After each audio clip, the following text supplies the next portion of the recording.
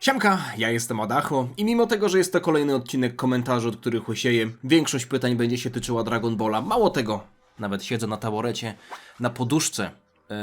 Pytacie, dlaczego siedzę na taborecie i na poduszce? Bo jestem trochę za niski i gdybym siedział tylko na taborecie, to kadr byłby trochę za wysoko. Okej, to nie jest aż tak istotne. Siedzę na taborecie i na poduszce, a poduszka jest z Dragon Balla, ale ja mam informację dla fanów One Piece. Jeśli śledzicie mój kanał i śledzicie to, co mówię i to, co wrzucam na kartę, to już nie jest karta społeczność. Nawet teraz muszę się ugryźć w język, bo zawsze wam mówię, śledźcie kartę społeczność. I ktoś wchodzi na mój kanał i widzi, że nie ma tam takiej karty. Jest karta posty. Trochę przebudowałem stronę główną mojego kanału, dodałem nową playlistę z newsami z Dragon Balla, więc jeśli będziecie szukali informacji na moim kanale, które tyczą się przyszłości Dragon Balla, plotek, wiadomości, ostatnich newsów, które są mniej lub bardziej istotne ze świata smoczej piłki, to jest na moim kanale nowa playlista ze praktycznie chyba wszystkimi. Starałem się dodać nawet te stare bardzo, nawet jeszcze z 2019 roku filmy, w których opowiadałem o jakichś przeciekach albo domysłach. Ale wracając do tematu One Piece, dzisiaj o 18:00 na Kiku, na moim koncie na Kiku, wiadomo dlaczego nie na YouTubie, mam zamiar obejrzeć One Piece zamiast Bleacha. Bleacha sobie odkładam na półkę, nie wiem czy kiedyś do niego wrócę, szczerze mówiąc nie ciągnie mnie akurat w tym kierunku, więc myślę, że na początku chciałbym trochę zająć się tytułami, które podobają mi się bardziej, które śledzę bardziej, które w zasadzie chciałbym śledzić bardziej, bo w przypadku One Piece zrobiłem sobie trochę celowo przerwę od oglądania anime, żeby sobie trochę podbudować te odcinki, które są jeszcze nieobejrzane i mam zamiar je obejrzeć w ten weekend. Nie wiem, czy stream będzie też w niedzielę o 18:00, to też zależy trochę od mojego trybu dnia, ale postaram się tam na czacie na Kiku przypiąć wiadomość z informacją, czy będzie live, czy go nie będzie. Na pewno dzisiaj, dla was dzisiaj, 6 grudnia, Mikołajki, pozdrawiam wszystkich Mikołajów, na Kiku o 18:00 oglądanie One Piece. Myślę, że aż nawet z tego powodu ubiorę coś, co może przykryje moją piękną łysinę, ale niech będzie, że już dzisiaj wprawię się w ten nastrój. Swoją drogą, propos łysiny, ostatnio wam mówiłem, że Marcia kupiła mi taką golarkę. Powiem wam, że to jest niesamowite, jak można oszukać system. Ja do tej pory goliłem się maszynką do strzyżenia włosów i już po 3-4 dniach było widać, że mam fryzurę jak mnich anglikański ze średniowiecza. A teraz minęły 3 dni albo nawet 4 od golenia i ja nadal czuję, że jestem łysy. To jest niesamowite, jak można zaoszczędzić 3 albo 4 dni bycia łysym, więc chyba już nigdy nie zobaczycie mnie we włosach. Wiem, to szokująca informacja, ale już chyba nigdy nie zobaczycie mnie we włosach. Przechodzę do komentarzy. I muszę wam coś przyznać. Ostatnio odcinek, który był tradycyjnym odcinkiem Koku, tylko że w tytule miał KFC, sprowokował was chyba do tego, żeby zamiast pisać komentarze, które mogłyby się znaleźć w kolejnym odcinku, pisaliście mi, jak smakują wam kanapki, wingsy i te kulki serowe, więc cieszę się, bo dużo osób pisało właśnie swoje przemyślenia, ale miałem trochę problem, żeby skonstruować odcinek Koku. Mimo wszystko trochę porzeźbiłem i zaczynamy od kolegi Kikeya DJ-a. Bardzo mnie interesują te wszystkie figurki, obrazy, rysunki i inne rzeczy, które widzimy za tobą na filmach. Chciałbyś może nam pokazać je z bliska? Może o niektórych opowiedzieć? Wiem, że pewnie znaczna część była już omawiana w serii Pokurw, ale pomimo to bardzo zazdroszczę kolekcji i chciałbym zobaczyć. Pozdrawiam. Jeśli ktoś jest nowym widzem, to prawdopodobnie większości tych rzeczy nie zna. Ciekawostka polega na tym, że ja ani jednej z tych rzeczy nie kupiłem sobie sam, jeśli chodzi o figurki. Od jakiegoś czasu pojawiają się, przewijają bym powiedział bardziej, bo to nie jest tak, że te pytania pokroju tego, co tutaj napisał Kikej, pojawiają się jakoś bardzo regularnie, ale raz na jakiś czas widzę komentarze właśnie pokroju prośby, żebym pokazał swoją kolekcję.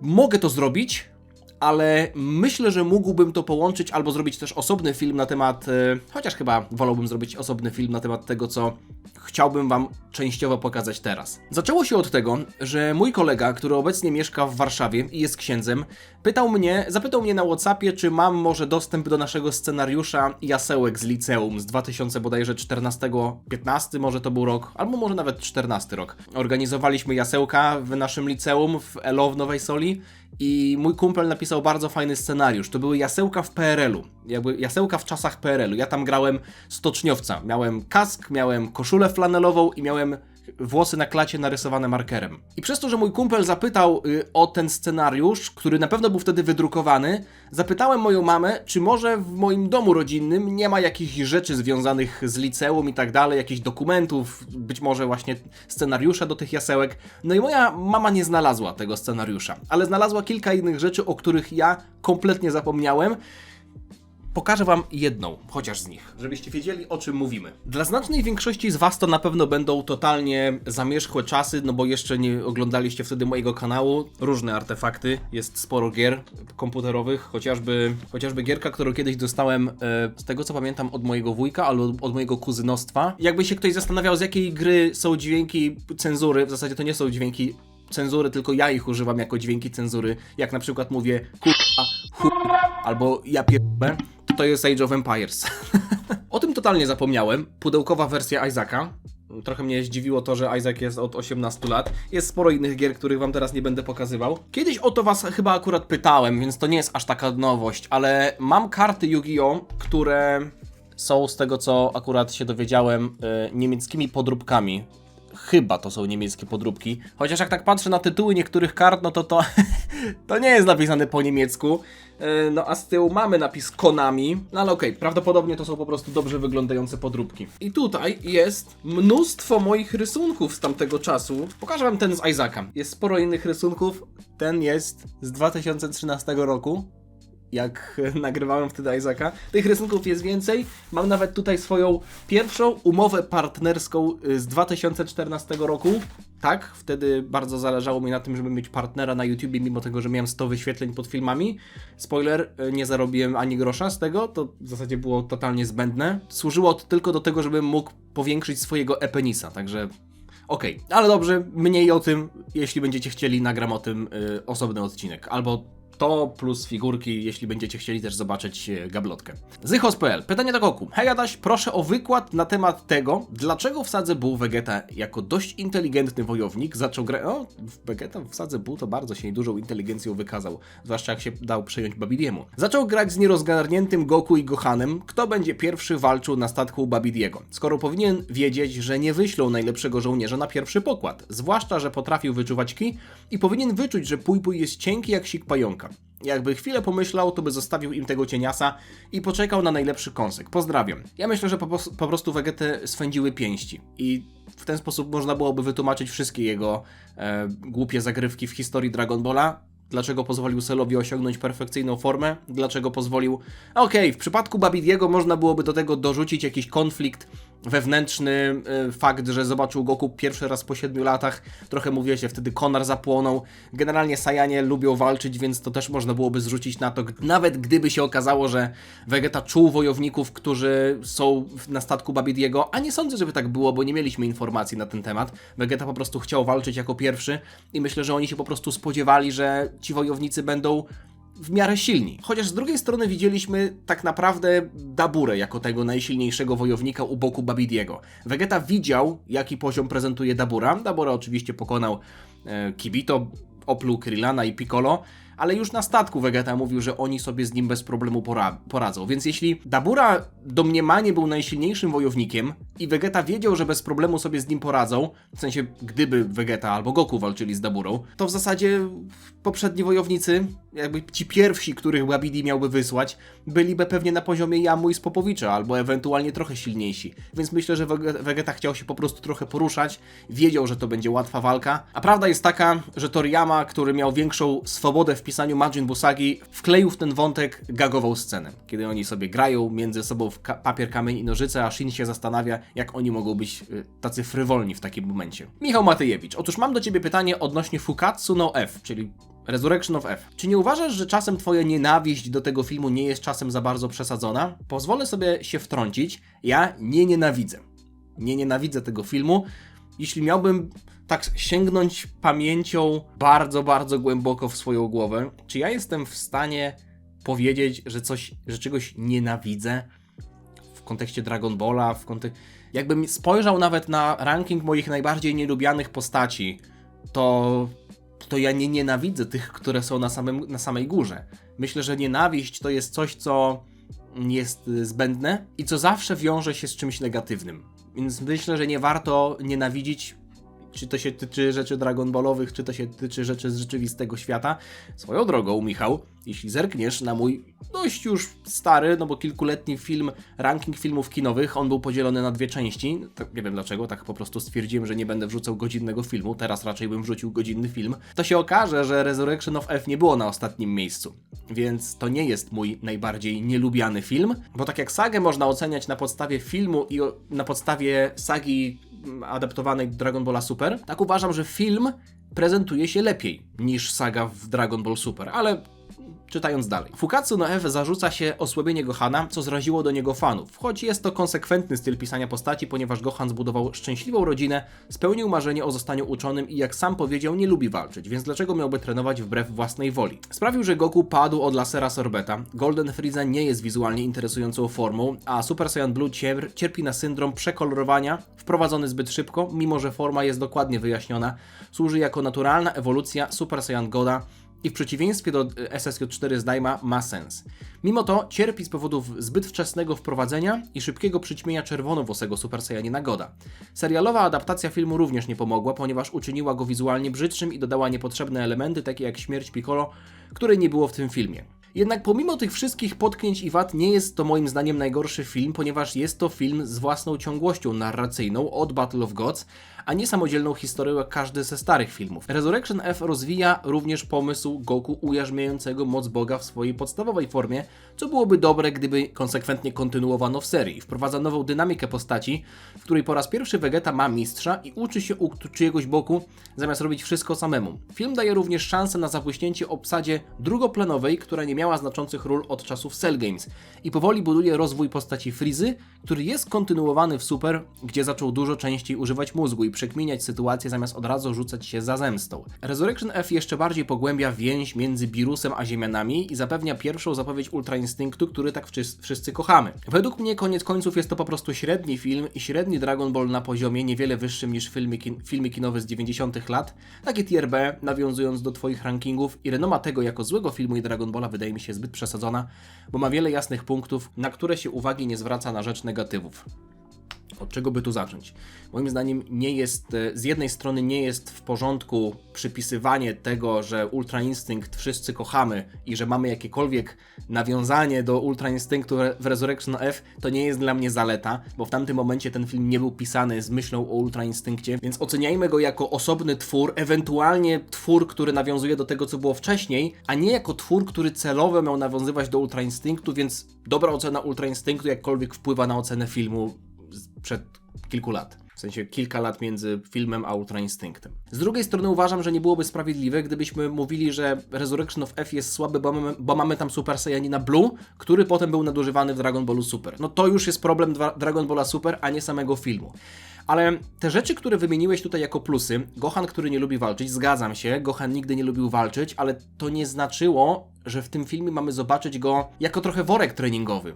Racja, mieliśmy drugoplanową obsadę, która dostała kilka swoich momentów. W filmie to było rozbudowane, bo mieliśmy sceny walki w różnych lokalizacjach i to akurat jest spoko, dlatego to nie jest mój najbardziej nielubiany film. W Dragon Ballu Super mieliśmy te sceny z tanim nawiązaniem poświęcenia Piccolo. Gohan był rysowany jak patyczak, więc tutaj też ta kwestia wizualna i takiego jechania na sentymencie bez żadnego budowania napięcia. To było coś, co obniżyło ocenę tej sagi, bo tutaj mówię teraz o sadze. Jeśli chodzi o film, ja nadal nie kupuję tego, że Super Saiyanin Blue pojawił się tak szybko. Rozumiem to, w jaki sposób moglibyśmy wytłumaczyć tę formę, no bo jest to Super Saiyanin z boską Ki, tak jak Super Saiyanin God, który moim zdaniem już wiele razy o tym mówiłem, nie powinien mieć w nazwie Super Saiyan, no bo jeśli mamy bazową formę z boską Ki, no to gdzie tam jest Super Saiyanin, nie? Myślę, że największym zarzutem jest to, że mamy pewnego rodzaju festiwal kolorów, bo na rzecz formy, która została wprowadzona w poprzednim filmie i która została przedstawiona jako coś kosmicznego, jako forma, mówię tutaj o formie God i w filmie Battle of Gods,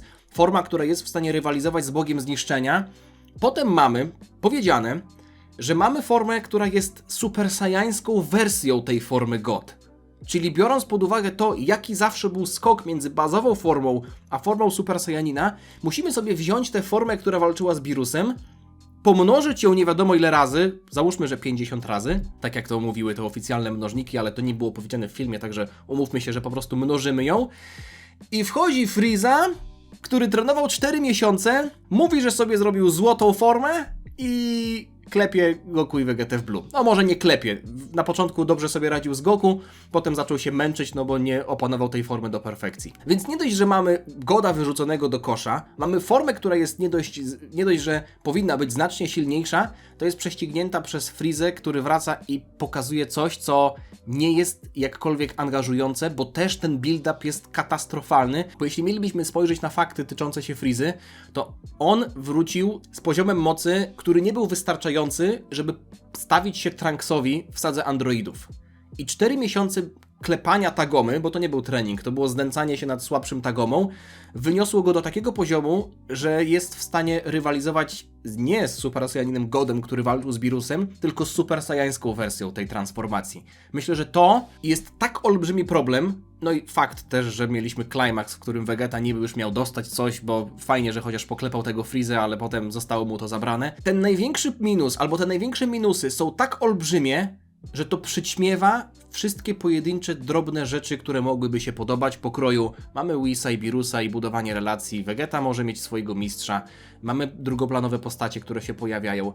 To traci znaczenie. To po prostu w moich oczach traci znaczenie. Jestem w stanie zobaczyć plusy, ale ten film ma znacznie większe minusy, które wypaczają trochę ocenę. Mati Meister, hej Adacho, pytanie do Goku. Tak sobie pomyślałem,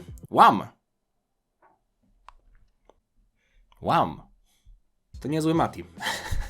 Jeżeli był w 2013 roku film kinowy Dragon Ball Z Battle of Gods, a w 2015 roku Dragon Ball Z Fukatsu no F i stały się później sagami do anime Dragon Ball Super, a w 2018 roku był film Dragon Ball Super Broly, w 22 Super Hero i drugi film Superki miał adaptację w mandze, to pytanie brzmi, czy powstanie adaptacja filmowa sagi o Moro, która wraz z filmem Super Broly otworzyłaby drugi sezon anime Dragon Ball Super, czy tylko film Dragon Ball Super Broly będzie miał adaptację w anime, a mangę od razu...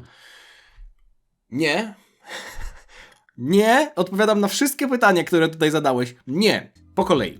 Dragon Ball Z Battle of Gods i Dragon Ball Z Resurrection of F, czyli dwa filmy kinowe, powiedzmy z nowej ery, ale jeszcze spod znaku Dragon Balla Z, zostały zaadaptowane do anime Dragon Ball Super, do serialu telewizyjnego Dragon Ball Super z kilku powodów. I to były powody raczej natury technicznej. Nie było wtedy mangi, która mogłaby zapewnić materiał źródłowy, od którego moglibyśmy zacząć, no bo wiemy, że saga Szampy to był ten pierwszy oryginalny pomysł Dragon Balla Super, więc twórcy założyli, że adaptacja tych dwóch filmów pozwoli, powiedzmy, nabrać pewnego rozpędu serii. Druga sprawa jest taka, że jeśli zaczynaliśmy nową serię anime, to gdybyśmy nie wrzucili tam historii z Beerusem i z Freezą i gdyby nawet Beerus i Freeza się potem tam pojawili, to osoby, które oglądają tylko i wyłącznie serial animowany, nie widziały filmów kinowych, są takie osoby, i możecie patrzeć na mnie dziwnie, ale są też osoby, które kojarzą Dragon Balla tylko z gry Kakarot i znają fabułę na podstawie gry Kakarot, a nie oglądały na przykład Zetki.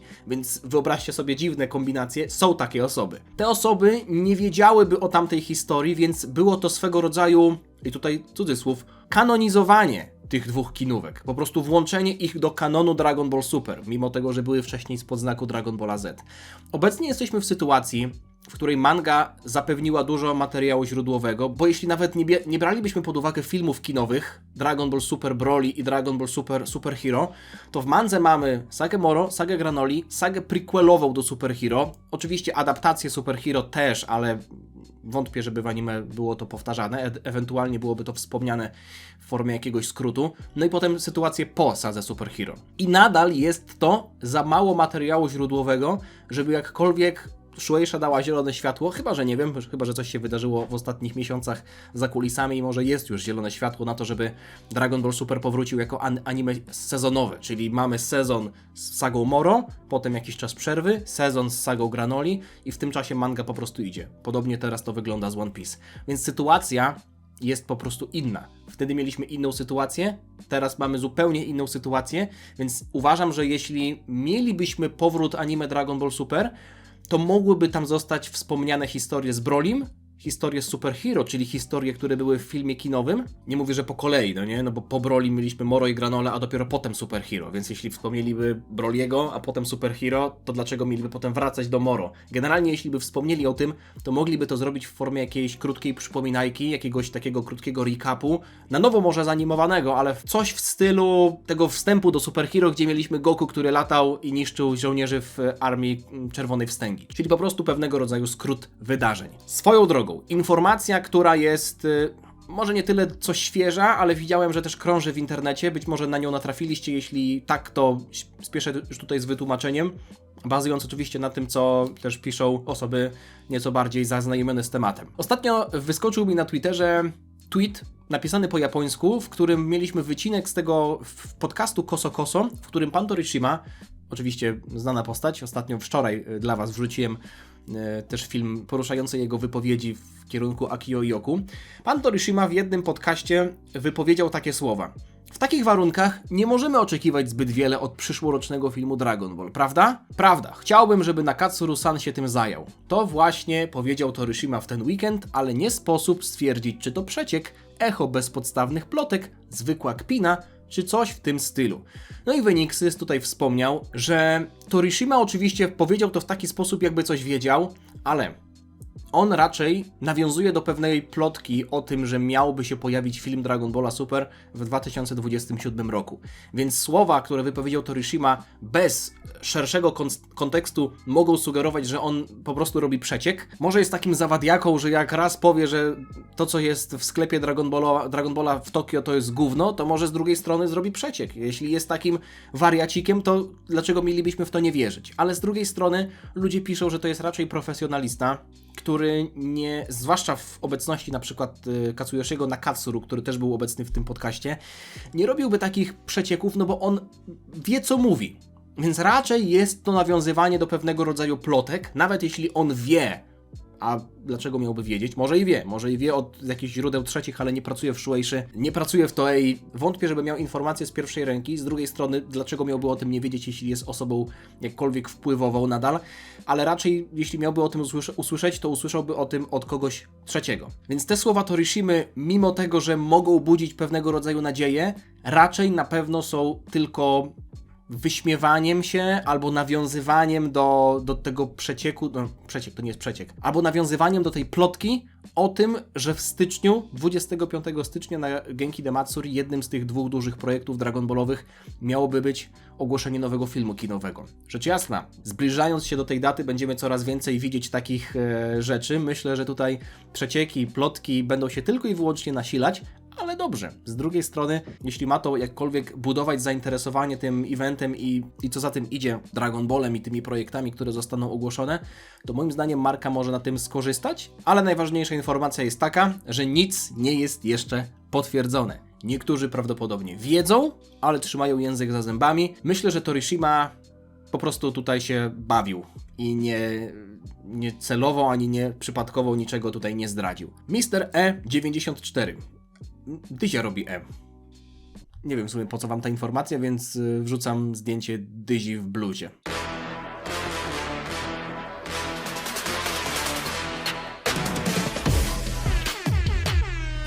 A tutaj jeszcze zdjęcie Dyzi z oklapniętym uszkiem, a w zasadzie jest takim zaczepionym. Hashtag I woke up like this. Mr. E94, pytanie do Koku. Czy sądzisz, że postaci, głównie chodzi o Saiyan, mają własną twarz, czy różnią się tylko fryzurą i ubrankiem? To znaczy, gdyby narysować Vegito w stroju Vegety, to wiedzielibyśmy, że to Vegito, pomijam kolczyki, albo jakaś inna wariacja, wiadomo o co chodzi.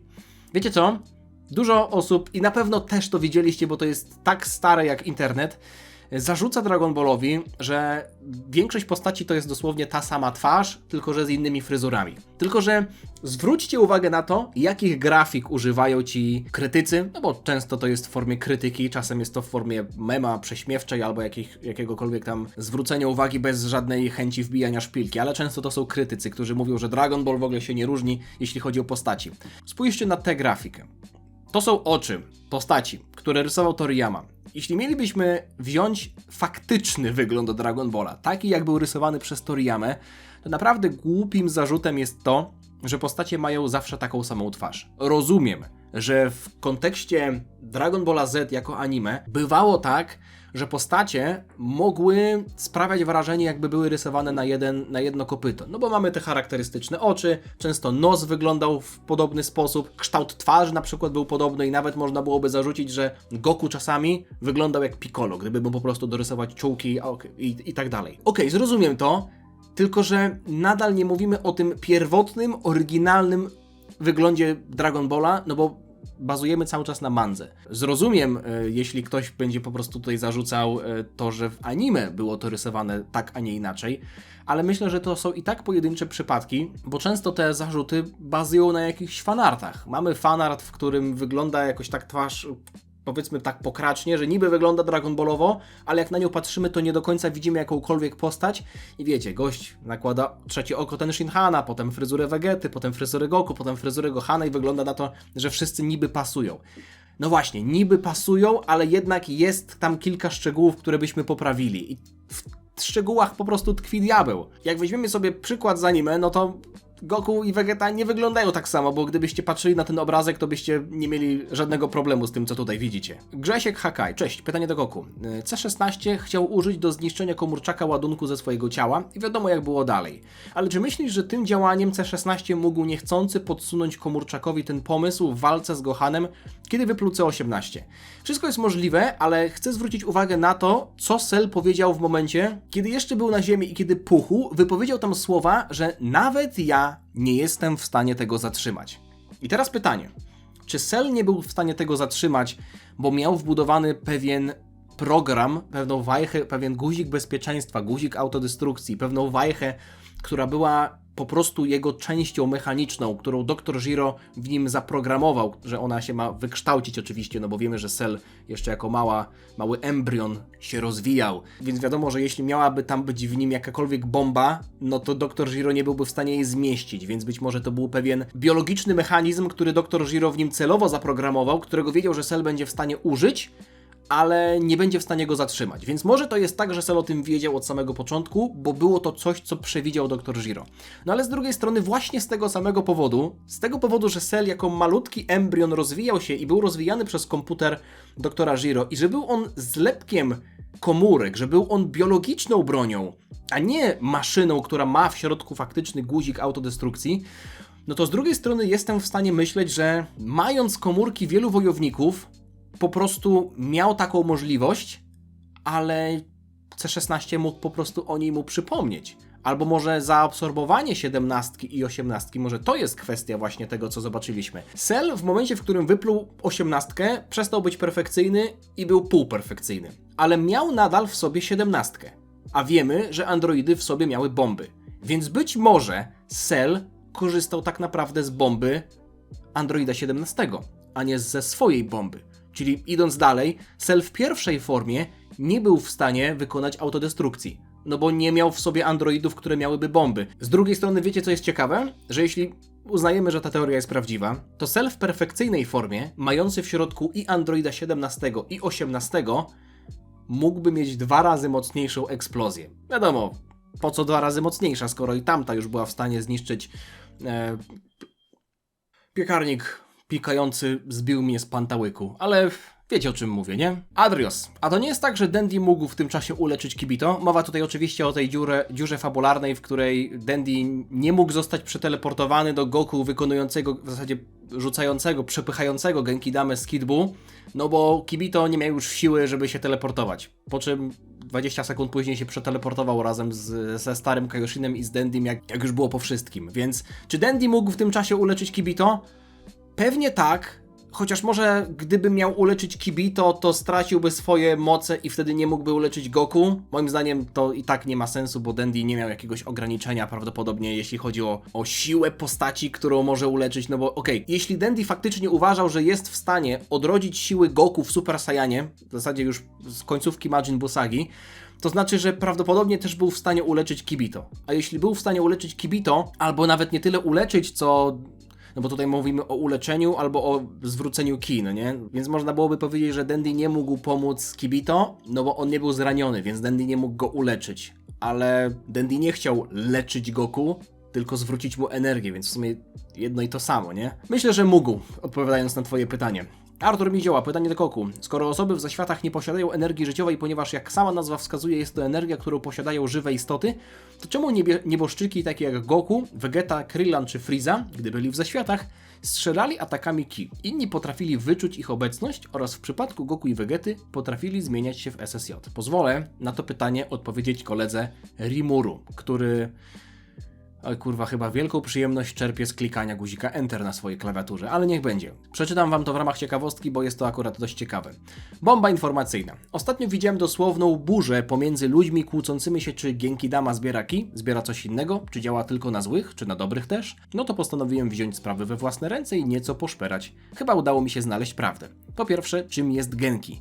Genki to nie ki. To jest jedna z 3 sił, które w połączeniu tworzą ki. Ki samo w sobie to... No i tutaj mamy japoński zapis. W Super Exciting Guide z 2009 roku powiedział Toriyama, że ki składa się z 3 rzeczy. Genki, yuki i shoki. I tutaj cytat. Ki również posiada mentalne siły, takie jak energia życiowa, genki, odwaga, yuki i poczytalność, shoki. Genkidama ma w swojej nazwie genki, ale zbiera różne rodzaje energii, jak sam wyjaśnia Kajo. I tutaj cytat. Wiem, że mówiłem to wiele razy, ale Genkidama jest techniką, która zbiera drobinki energii ze wszystkiego. Trawa, drzewa, ludzie, zwierzęta, nawet zwykłe przedmioty. Zbiera wszystkie rodzaje energii i uwalnia to jako jeden atak. Kanji dla Genki nie występuje. Zamiast tego jest Arayuru Energy. All kinds of energy. Więc czy Goku zbiera Genki? Nie. Zbiera wszystkie rodzaje energii oraz ki samą w sobie. Wspomnienie o Genki nie tylko nie występuje w mandze, ale nawet w Daizenshu jest to opisane jako zbieranie ki. Ktoś mógłby powiedzieć, no ale przecież Goku mówi, podzielcie się ze mną swoją Genki. Czy aby na pewno? Sprawdziłem, jak wygląda to zdanie w mandze po japońsku. Minna! Ora ni suko shizutsu dei! Dobra, nie będę czytał tego po japońsku. Wszyscy! Potrzebuję tylko trochę. Proszę, podzielcie się ze swoją energią, błagam. Źle słyszymy dei ki jako genki, ale kanji dla genki nie pojawia się, tylko ki. Potem Goku jeszcze raz potwierdza, że zbiera ki. Co oni robią? Prawie nikt z naszych przyjaciół nie oddaje swojej ki. Więc tak, myślę, że możemy postawić sprawę jasno. I czy Genkidama działa tylko na tych złych? To headcanon. Nigdzie w mandze to nie pada. Jedyne co wiemy to, że ludzie o czystym sercu mogą Genkidamę odbić, więc Genkidama jest skuteczniejsza wobec ludzi o złym sercu. Gdybym tutaj dodał coś od siebie, nie tyle co o złym sercu, co skuteczniejsza na osoby, które mają w swoim sercu zło. Jakby to nie jest tak, że działa tylko na złe osoby, no bo na przykład, czy Bulma jest złą osobą? No raczej nie jest złą osobą, ale nie ma czystego serca, więc Genkidama by na nią zadziałała. Jiren też nie miał czystego serca, więc Genkidama na niego zadziałała. Ale jest różnica między osobą o czystym sercu, dobrą osobą, neutralną osobą i złą osobą. Genkidama nie zadziałałaby tylko na osoby o czystym sercu, czyli na absolutny promil populacji, no bo Goku, Gohan, Goten, Chi-Chi też latała na Kinto, Aralka. Dzięki za ten komentarz. I wracając do pytania Artura, jeśli nie mieli energii życiowej, to mieli w sobie yuki, czyli odwagę, i shoki, czyli poczytalność. I chuj! Idziemy dalej! Gala, szanuję, że nie dałeś złapać się na kurczaki w opakowaniu z Goku. Jednocześnie jestem pewien, że gdyby dali fajną figurkę, to byś się dał. Mało tego, gdybym miał KFC w moim mieście, to też bym się dał złapać. Tylko ze względu na nagranie filmu. Ale gdyby się okazało, że jest jednak figurka, to specjalnie bym po nią pojechał. Przyznaję się wam, tak. Prawdopodobnie nawet nie zjadłbym do końca tego zestawu, chyba że Hot Wingsy, bo Hot Wingsy lubię, ale jeśli byłaby naprawdę fajna, unikatowa figurka, to bym po nią pojechał, tak. Yeti Grotołas. Nie do końca wiem, o co chodzi z tą zakładką subskrypcji. U mnie działa normalnie i na telefonie, i na pececie. Na pececie mam kolejno po kliknięciu w menu 3 kreski. Główna, Shorts, subskrypcje, YouTube Music. Na telefonie wygląda to podobnie, tylko że w dolnym pasku. Może ten skrypt ci coś blokuje. Ostatnio mówiłem, że moja karta główna YouTube'a wygląda w taki sposób, że mam tylko napis główna, a zniknął napis subskrypcje. I to nie jest kwestia tego skryptu, bo cofnąłem ten skrypt i wszedłem też na inną przeglądarkę, gdzie nie mam żadnych dodatków i mam główna i shorts, a karta subskrypcje zniknęła. W sensie jest ona na dole, ale ten guzik subskrypcje został po prostu usunięty, bo do tej pory było główna, shorts, subskrypcje, albo główna, subskrypcje, shorts i na dole był spis subskrypcji, ale zawsze jak się klikało w ten spis subskrypcje, to przenosiło mnie do takiego ekranu, gdzie miałem pokazane wszystkie główki tych moich profilowe, tych moich kanałów i mogłem zadecydować, czy im cofam suba, jakby to była taka karta zarządzania swoimi subskrypcjami. A teraz jak się tam klika, to się przenosi na kartę subskrypcję, na którą normalnie przenosił ten guzik subskrypcję. Więc o to chodzi. Być może to jest tak, że niektórym jeszcze tego nie cofnęli. Ja na przykład nie mam jeszcze tego. To jest też dobry moment, żeby podziękować wszystkim tym, którzy mają mnie w swoim podsumowaniu roku na YouTubie. Ja jeszcze tego podsumowania nie mam. Przyznam się wam, nigdy go nie miałem. Nigdy w życiu nie miałem takiego podsumowania. Wiem, gdzie to się sprawdza, ale ja po prostu tego nie mam. Nie wiem, czy jestem inny, nie wiem, czy po prostu YouTube mnie nie lubi, ale nie mam takiego podsumowania. Może są też takie osoby, które nie mają. Ale widziałem nawet osobę, jeśli to znajdę, to wam wrzucę, która obejrzała grubo ponad 1000 moich filmów w ciągu zeszłego roku. Były osoby, które obejrzały 200, były osoby, które obejrzały 400, 500. Bardzo wam wszystkim dziękuję. Cieszę się, że oglądacie moje filmy. A na sam koniec Piotr Maluchnik sprowokował mnie do tego, w zasadzie przypomniał mi o pewnym śnie, który miałem wczoraj bodajże. To nie było dzisiaj, to było wczoraj. Ja też miałem sen o Drago Ball. Serio, ten sen był niestety o śmierci mistrza Roshiego. Dobra, Piotr, nie zarzucaj takich smutnych tematów. Ja wam powiem mój sen, który był niesamowity. Nie tyczył się Dragon Balla, ale wyglądało to tak. Byłem astronautą. Byłem najmłodszym astronautą w historii ludzkości. W wieku tam kilkunastu lat bodajże poleciałem w kosmos na misję. No i ta misja polegała na tym, żeby coś tam robić na stacji. Już nie pamiętam dokładnie, o co tam chodziło, ale to była taka misja, wiecie jak to w snach. Są czasem rzeczy, które nie do końca mogą się wydarzyć w prawdziwym świecie. Lataliśmy po różnych galaktykach, po różnych planetach. No i w trakcie tej misji mieliśmy na swoim statku awarię. I cały statek został zniszczony, cała moja załoga zginęła i zostałem sam. Bez statku. O, piekarnik. Piekarnik znowu zapiszczał, ale wiecie, jak to jest, jak się robi sernik. Znaczy, Marcia robi sernik. Nie będę przypisywał sobie jej zasług. Wracając, wszystko straciłem. Byłem sam. Byłem w skafandrze kosmicznym, ale miałem jakąś możliwość poruszania się. Wydaje mi się, że to były, wiecie, tak jak w filmach kosmicznych macie takie jetpacki, że możecie sobie tam sterować swoim ciałem w przestrzeni kosmicznej, no bo tam, wiecie, nie ma powietrza, więc trzeba w jakiś sposób nadać sobie pęd. No i było tak, że ja jakimś cudem byłem w stanie podróżować dość szybko i dość długo, więc szukałem po prostu Ziemi. A że byłem w jakiejś innej galaktyce, to nie do końca wiedziałem, w którą stronę mam lecieć. I po 20 latach latania, więc byłem już tam przed 40, znalazłem w końcu Ziemię. W zasadzie teraz się zastanawiam, jakim cudem ja przeżyłem przez te wszystkie lata. Co jadłem? Kurwa, może w wormhola wpadłem. Nie pytajcie, to był tylko sen. Musicie mi wierzyć, byłem bardzo głodny. No i spadam, widzę Ziemię. I teraz mogłem sobie wybrać miejsce lądowania. W tym momencie przypomniałem sobie lekcję geografii. Ze względu na to, że nie chciałem lądować gdzieś, nie wiem, w Azji czy w Afryce, tylko chciałem wylądować w Polsce, żeby być już u siebie w domu od razu. No i jak już tak leciałem i wybrałem kurs na Europę, wyobraźcie sobie ten moment, ja lecę w przestrzeni kosmicznej, widząc Ziemię i wybieram sobie miejsce, w którym mniej więcej chcę trafić i próbowałem wcelować w Mazury. Myślę sobie, jak trafię w Bałtyk, to może wyłapią mnie jacyś Szwedzi. Po szwedzku nie umiem, no nie o to chodzi. Chcę trafić w Polskę, więc powiedziałem sobie, trafię w jakieś jezioro. I pamiętam z lekcji geografii, że największym jeziorem w Polsce jest jezioro Śniardwy. Ale myślę sobie, kurwa, jak ja lecę z taką prędkością, czy to nie jest tak, że ono będzie dla mnie za płytkie, że jak się wbiję w to jezioro, to sobie połamię nogi albo w ogóle zostanę roztrzaskany o dno? Wtedy myślę sobie, może lepszym wyborem byłoby jezioro Hańcza. No bo jezioro Hańcza jest głębsze, więc mimo tego, że jest mniejsze powierzchniowo, to jest głębsze i mam większą szansę na przeżycie, jak w nie wlecę. Więc lecąc tak nad Mazurami z prędkością bardzo szybką, nie wiem jaka tam była prędkość, ale mój skafander się w tym czasie palił, zastanawiałem się, czy wybrać jezioro Śniardwy, czy jezioro Hańcza. No i wybrałem jezioro Hańcza. Oczywiście, wleciałem, skafander już został zniszczony, ja byłem praktycznie nagi, czy tam już w samych majtkach, no i ostatkami sił próbowałem wypłynąć i próbowałem znaleźć w ogóle jakiś brzeg. Po 20 latach, w ogóle wiecie, to była też bardzo głośna akcja. To była głośna akcja z tą naszą misją, więc myśmy byli znani. Potem jak dotarła informacja na ten temat do ludzi na ziemi, że wszyscy zginęli i tak dalej, no to ja myślałem, że po 20 latach, jak ja przyjdę, to ludzie będą jakby na mnie czekać, że mnie rozpoznają. No i ja wypływam. Udało mi się znaleźć jakąś plażę. Znalazłem takie miejsce, gdzie w ogóle były jakieś leżaczki, jakiś tam, wiecie, kemping i tak dalej. Wypływam na plażę, czołgam się po tym piasku w samych majtkach, po 20 latach nieobecności w ogóle w naszej galaktyce i myślę sobie, dobra, jestem w domu. Teraz ktoś mnie na pewno rozpozna. I podchodzi do mnie taki facet. Patrzy na mnie i mówi: widzisz, dlatego nie pije się browarów w upał.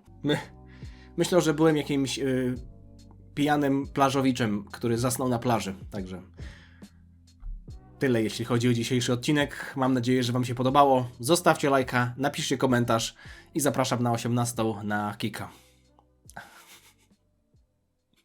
Dziana.